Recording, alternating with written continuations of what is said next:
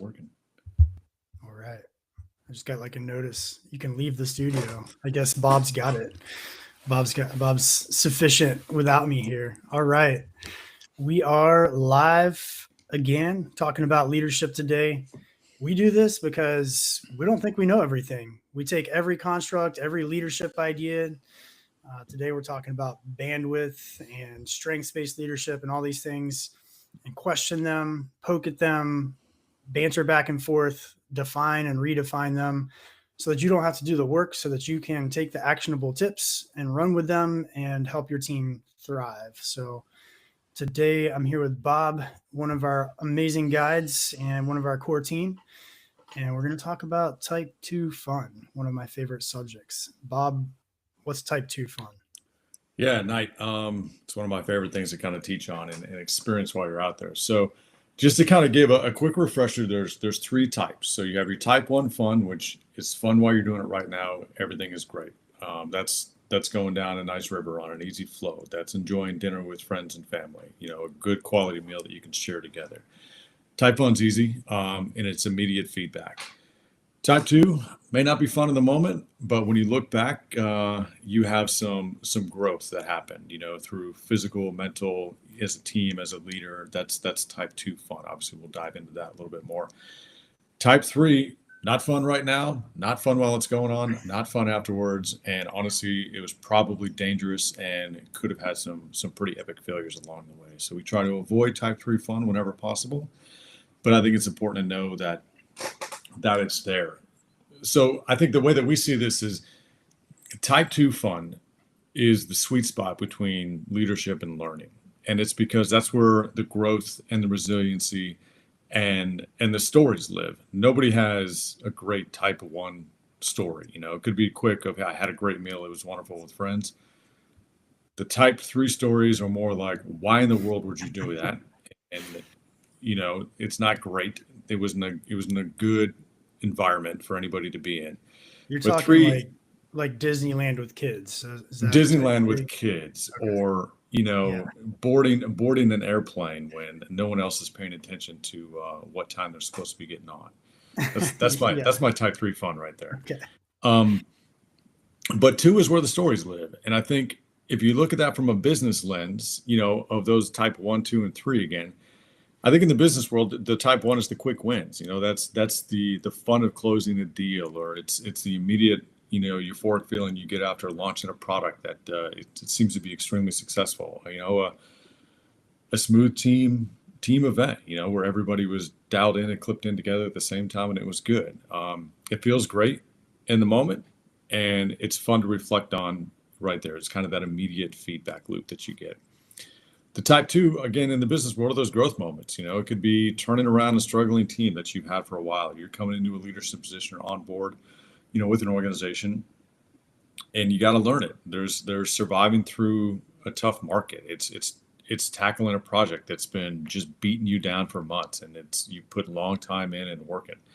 It's those incredibly difficult hours that you're putting in. It's long time, and honestly, it could be examples of where you're having to reprioritize life in your personal life over your professional life. And sometimes it feels like it's going to break you. But that is when you're able to reflect on those moments because you put the work in that it was successful and it worked out well. And then the three it's that cautionary tale, where you were missing warning signs, you were pushing people too fast, too far, or you're taking unnecessary risks, and the risk got you. And it could have caused significant financial loss. It could have lost a team, like somebody could have left the organization because of those kind of things. So that's kind of how I look at the type one, two, and three fun, both in the outdoor world and in the business world as well. But I think, one of the things that we talk about, and a question that we ask pretty consistently is, when was the last time you were in the middle of something hard that was tough and you thought, never again, like this sucks right now. This just sucks. You're cold, you're hungry, you're stressed, you're away from your family, you're doing something else. But then you go back and you look at it a week later, and it's one of the best experiences you've ever had. And I know that you and I both had many of those in the outdoor world and in the business world. And I think that's where the fun type two exists. Yeah, I'd say even like I've gotten good at recognizing type 2 fun and have this weird relationship where I'm like, this is terrible and it's probably type 2 fun. So I'm just going to smile and enjoy it. Like, why not? In a week, I'm going to really appreciate this. One question I have for you, though, is as a business leader, it sounds like type 3 fun is kind of like burnout. And a lot of our clients deal with that. They're trying to do important, big things, and their teams get burned out. They're understaffed. There are lots of questions about the economy, all this stuff. Yeah. And it's, there's like the threshold between type 1 and type 2, like, oh, wow, now this is not actually super fun, but I think it'll be fun in the future. But there's also a threshold between type 2 and type 3 of, I think this is really important and strategically sounds, but it's really bad. How do you know when to pull the plug? You have thoughts on that? Yeah, so I think it goes to a couple things. One, which you referenced earlier, is bandwidth. So are you capable of managing that? You have to know where your boundaries are, and you need to be able to effectively communicate that with your team. And that's not only from a leadership standpoint, pushing down, but you have to have this open door communication with your team vertically as well. And then that obviously translates into a horizontal thing if it's different departments and things like that that are working together. But if you're not able to recognize those things, then you will inadvertently work yourself into type 3 fun. And that's not great. So there's a time and a place for risk. And I think both you and I are fully understanding risk from, every dimension that we've worked in. And so having the ability and the capability to understand your bandwidth and when you're exceeding it is, I think, directly correlated to burnout.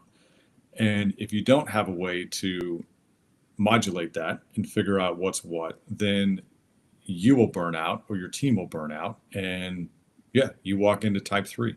And that's where risk is. That's where problems happen. So I think that's a great question. Our whole purpose as a company is helping other companies develop capacity, develop bandwidth to be able to grow, to be able to thrive. And it's fascinating because we think about, or at least I think about bandwidth, both flying, we both flew, and guiding outdoors. When I have a lot of bandwidth, I can manage the cold, the risks, the rock fall. A lot of those things become autopilot. I'm managing those things. And so I can also have a good conversation with a person on my rope team or the person I'm short roping up a mountain. I can have an enjoyable, good conversation and still manage all those things. And then when you run out of bandwidth, you get behind the aircraft, so to speak. You get tower or air traffic control is talking to you. Your scan's off. You're not sure how high you are. You're trying to fly the aircraft and communicate and navigate. And all three go to crap, which is really bad. You mentioned, you can leverage your team. If you have a co-pilot, you have another guide, like, hey, I'm going on the wrong side of the bandwidth here. But on the other side of that, if you have too much bandwidth, it's not really good either. If you have too much bandwidth, you're bored. If you're guiding, like, geez, like, we're just going up this no risk slope and I'm bored. I don't, like, what am I doing? It's wasted resources if you're running a company and you have all this capacity and bandwidth that you're not using. So you really kind of want to stay close to the edge of your bandwidth. What are your thoughts on that? Agree. I think that, anybody, I know it's for you and I and the rest of the team within Caring Leadership kind of thinks this way. And I think a lot of the companies that we partner with have a very similar mindset.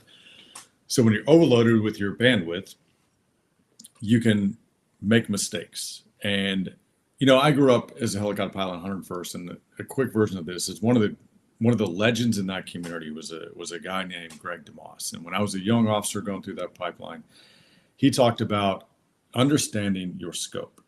And if some people are able to look through the flying lens or look through life in a soda straw, and some people are able to look through like a paper towel tube or a fire hose or something like that.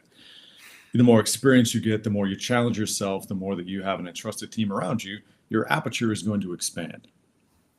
But the key is to know when you're out of your scope and then to figure out a way to get back into that as fast as you can. And I think that is a bandwidth thing. And so if you don't know you're out of your scope, then you're going to be a problem to everyone else.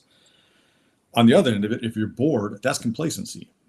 And so if you're not finding a way to challenge yourself, challenge your team, challenge your staff, you're going to have complacent, bored people.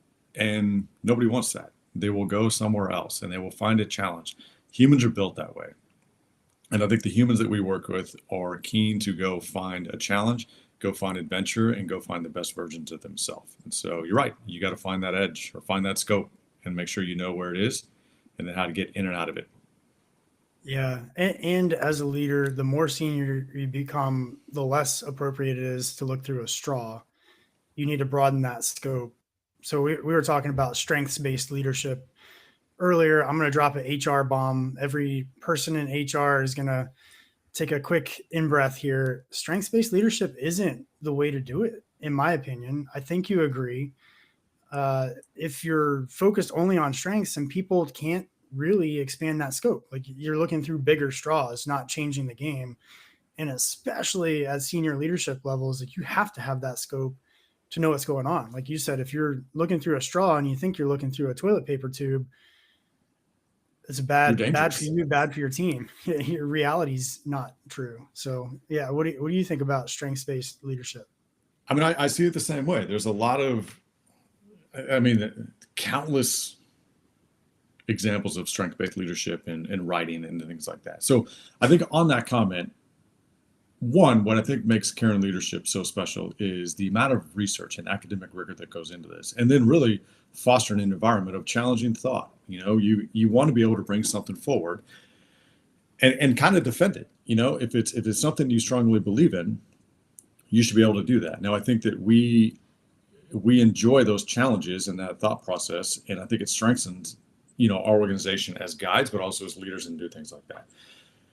When I look at strength-based leadership, I think that all you're doing is giving one person who is really good at one tool and giving them that tool. But if you want to build diversity in your team, diversity in what people can do, you got to give them the opportunity for growth. And they may fight that. They may not want to do that. And I think that it's an easy way to lead people is through strength-based leadership. But if you really want to develop a full functioning, high capacity, well-rounded organization, and that's not only for an organization, but for yourself, you need to go know what you're not good at. And you need to go find those things to challenge yourself and challenge your team to make them as best as they can be on all facets. So you want to be able to look through a soda straw, a paper towel tube, a fire hose, and know which one to look at which time. I don't know what it says about us that I say toilet paper tube and you say paper towel tube. There's something there, but we'll figure it out. Diameter thing, right? It's got to be similar. Yeah. I think they're pretty close in diameter. One's shorter. Yeah. You have more aperture, maybe. I don't know. Yes, and as I think about this, like accrual accounting, not my strength, right? And we could argue, per what we're both saying, well, I should go practice that and become good at it and broaden my scope and my horizon. But you could also argue it's a waste of my time as a business leader, and I should find an expert and pay them. How do you know when you're broadening your scope and when you're wasting your time? I think it may go to energy management on that one. If it's something that it just drains you too much and you're just not good at it. There's a lot of things in life that you can grow a skill set on, and there's some things that you just may not have the bandwidth for. You may not have the desire to go do it. And honestly, somebody's just better at it than you are. I think it's important to hand that portfolio or whatever that is to that person. Let them run with it, but also don't let that be their only tool. It's this constant loop of, hey, you happen to be good at this. I need you to expand that knowledge on everything else and then teach me on that. So that way we're not constantly just going with a strength-based leadership again. It's an ability to go do things that you don't want to do. But if there's someone who is skilled in it, they get a taste of it. But that's not all that they do. Yeah, that makes sense. And I think it's expertise. To your point, someone who spent their whole life learning this stuff is going to be better than me. And it makes no sense for me to become an expert, but it also makes no sense for me not to know what a P&L is if I'm running a business. So, take a Coursera course or some option of learning the basics so that you can have those conversations. And maybe that translates to if you have people on your team who don't like presenting, maybe part of a project for them should include some presentation so they can get better at that, so that your whole team builds more capacity. Like as a Yeah. team collectively, you have more scope. And I think that's a perfect example of type two fun. It's discomfort, but at the end, it makes you better. It's difficult now, it's hard now, but collectively for you as a person and collectively for you as a organization, as a family member, whatever that is, it makes you better. And you got to be able to manage a little bit of discomfort every once in a while. That's just how life works. We literally tell our clients we hope that you wish you hadn't signed up at some point. Ideally not the last point, but at some point during this adventure, because otherwise it's all just type 1 fun. We're all just hiking around a flat trail talking, and there's some benefit to being outdoors, period, no matter how hard it is. But there's some aspect of what we bring with the rigor academically and with the expertise of our guides that you can go do things you wouldn't have tried otherwise. You can camp or climb a mountain or ice climb or do these things that are like, no way would you do that without a guide. And having a guide there allows you to do something that challenges yourself and broadens that scope.